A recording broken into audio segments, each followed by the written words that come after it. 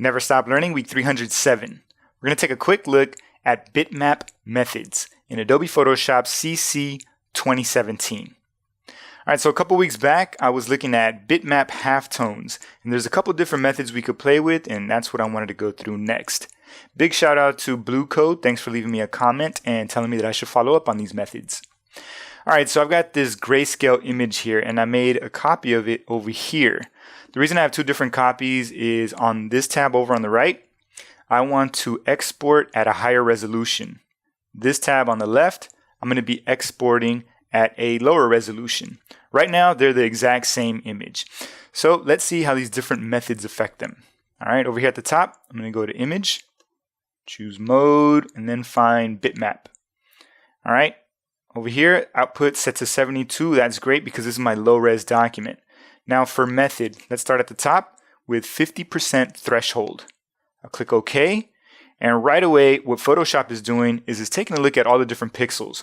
And it's looking at them as different shades of gray. If it's a lighter pixel, it's going to turn white. If it's a darker pixel, it's going to turn black. All right, so it's using that 50% threshold to figure out what color it should end up looking like. All right, so I'm going to jump over here to this other tab. All right, same image. I'll go to Image, Mode, Bitmap. All right, let's increase our output. So I'll go with 300 pixels per inch. Method, I'll leave it set to 50% threshold and click OK. All right, so right away they both look pretty much the same. Now there's a slight jump. And the reason that's happening is what major change happened is we've actually increased the size of this image. If you take a look at the bottom left, it shows that this image is zoomed in only 16%. Over here on the low res image, we're zoomed in 73%. All right, so I'm going to hit Command 1, so I go in 100%. Let's go to this high res. I'm going to hit Command 1, and check that out. We're right in this guy's face now. All right, so I'm going to hit Command Option I, and that's going to show us that we have pretty much 5,000 pixels going wide and 3,000 pixels going for our height here. So it's a pretty big image now. All right, I'm going to hit Cancel. Now let's undo this so we can play around with the other methods. All right, I'm going to hit Command Z over here in this other document. I'm going to hit Command Z and nothing happens. Now, all you have to do is hit Command Option Z, and that's going to allow you to take one step back. If you've never seen that before, it's over here in the Edit menu. All right, you'll find over here Step Backwards, and there's a keyboard shortcut. You could also go into your History panel and then just choose the specific state that you want to go back to. All right, so we're back to our starting point, so let's check out the rest of these methods. All right, Image, Mode, Bitmap. All right, so this is my low-res document, so I'm going to go to 72. Over here for method, instead of 50% threshold, we're going to start playing around with dithering. All right, so these two are related. They just dither in different ways. All right, so I'm going to click on Pattern Dither, click OK. And now we have our pattern dither result here. As I zoom in, you could really start seeing that pattern. All right. So when I think of dithering, I think of a bunch of these little dots, and this is going to be the pattern version. Switch over to this other tab, and let's do the same thing. I'll go to Image, Mode, Bitmap. All right, this time I'm going to increase the resolution, so we'll go with 300.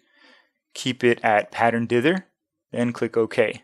All right, so we got a different result here. It actually looks a little bit cleaner, and that's because we have the higher resolution.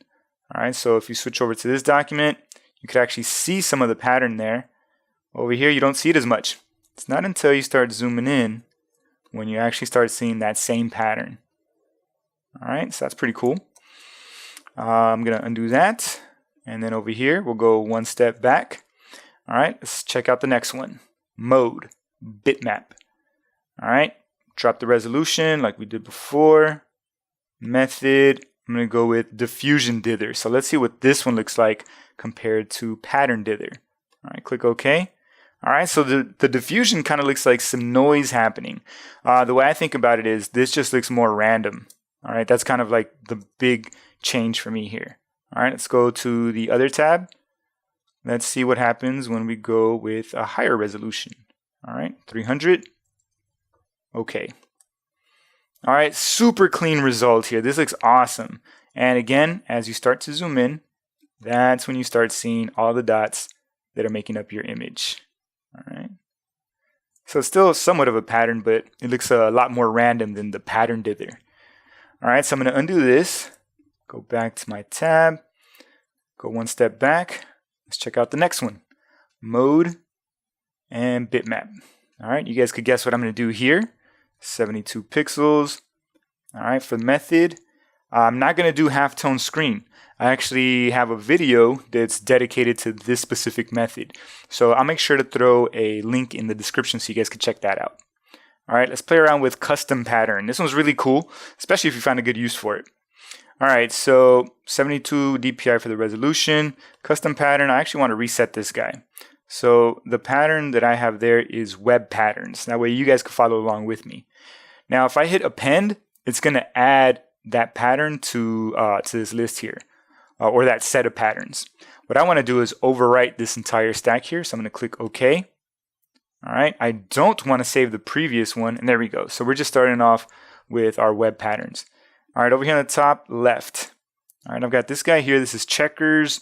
It's 8 by 8 pixels RGB mode. It's just giving you some info on that pattern. All right. I'm going to click on it. Now you see it's targeted. I have this little highlight going around it. All right. Then click OK. All right, this is pretty cool. You start seeing the checkerboard pattern right away. I actually like this one a lot, even in this low-res version. All right, let's see what it looks like over here. All right, mode, bitmap. All right, so let's up the pixels in here. All right, click OK. There we go. Let me see, go back and forth. Again, as you would guess, basically the checkerboard pattern is much smaller. Now, the main reason I'm going back and forth with these different resolutions is I want you guys to be able to play around with the size of the resolution for your document. You know, you want to get the right look for your particular project. All right, so let's go back, undo that.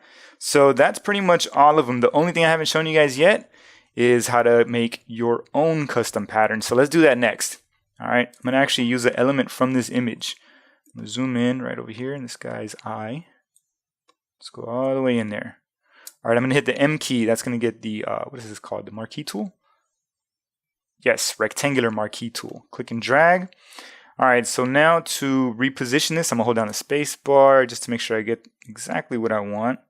All right, and then just bring it in over here on the top right and release. All right, I've got a good selection here.